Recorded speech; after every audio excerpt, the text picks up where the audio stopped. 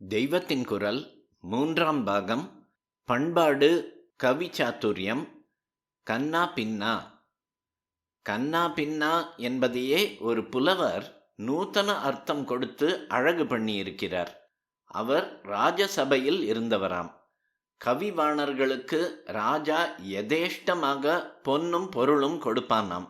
அதை பார்த்து ஒரு பாமரனுக்கு நாமும் ஒரு கவி பண்ணி ராஜாவுக்கு அர்ப்பணம் செய்து சம்பாவனை வாங்க மாட்டோமா என்று இருந்ததாம். நான் சொன்ன அந்த புலவரிடம் போய், எனக்காக நீங்கள் ஒரு கவிதை எழுதி கொடுங்கள், அதை ராஜாவுக்கு என்னுடையதாக நான் அர்ப்பணம் செய்து பிழைத்து போகிறேன் என்று கேட்டுக்கொண்டானாம். போனால் போகிறது என்று பல கவிகள் இம்மாதிரி பாமர ஜனங்களுக்காகவும் எழுதி கொடுத்திருக்கிறார்கள். காளிதாசன் கூட இப்படி உபகரித்ததாக கதைகள் உண்டு. இந்த கவியும் அப்படி நல்ல மனசுள்ளவர். ஆனாலும் இவர் அந்த ஆளுக்கு கவிதை எழுதி தராமல் என்ன செய்தாரென்றால், நீ உன் வாயில் என்ன வந்தாலும் அதை ராஜாவுக்கு முன்னாடி சொல்லு, கன்னா பின்னா என்று உளறி கொட்டினாலும் பரவாயில்லை, நான் அதற்கு மிகவும் உயர்ந்த அர்த்தம் இருப்பதாக வியாக்கியானம் செய்து உனக்கு ராஜா நல்ல சம்பாவனை கொடுக்கும்படி பண்ணுகிறேன் என்றாராம். ராஜசபைக்கு அந்த ஆள் வந்தான். கன்னா பின்னா என்று 2 வார்த்தைகளையே கிளிப்பிள்ளை போல சொன்னான்.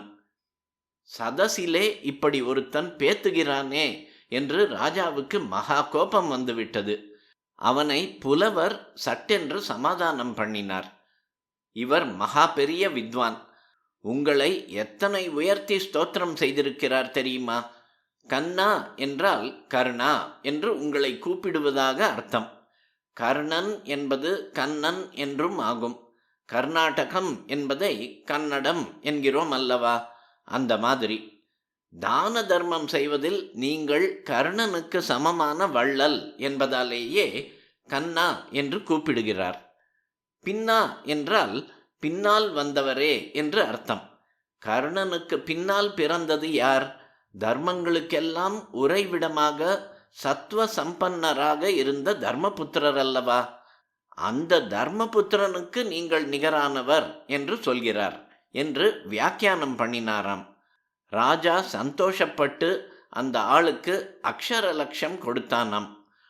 உயர்ந்ததான ஒரு ரசானுபவத்தின் பேரில் இல்லாமல் வெறும் புத்தி சாதுரியத்தில் பிறப்பதுதான் இது மாதிரியான வார்த்தை விளையாட்டுக்கள் என்றாலும், இவற்றுக்கு உள்ள ஆகர்ஷணத்தால் காளிதாசன், மாகன், காளமேகம் போன்ற மகா கவிகள் மட்டுமின்றி மகர்ஷிகளாக, மகா ஞானிகளாக, பக்த சிகாமணிகளாக இருந்து கொண்டே காவியங்களை, ஸ்தோத்திரங்களை அனுகிரகித்திருக்கும் வியாசாச்சாரியாள், நம்முடைய சங்கர ஆச்சாரியாள், அப்பைய தீட்சிதர், ஞானசம்பந்தர் முதலியவர்களும் எப்போதாவது கொஞ்சம் இப்படி விளையாடியிருக்கிறார்கள்.